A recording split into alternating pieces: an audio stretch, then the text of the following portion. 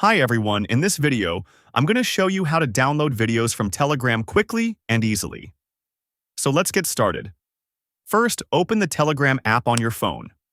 Once the app opens, go to the chat, channel, or group where the video is posted that you want to download. Now find the video and tap on it to open it properly.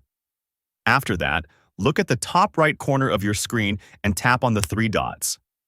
As soon as you tap on them, you'll see a few options appear on your screen. From there, simply tap on Save to Gallery. That's it.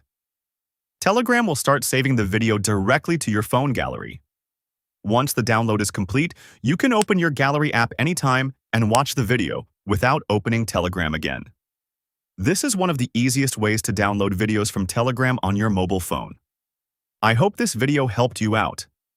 If it did, don't forget to leave a like and subscribe to the channel for more simple and helpful tutorials. Also, if you have any questions, let me know in the comments below. Thanks for watching, and I'll see you in the next video.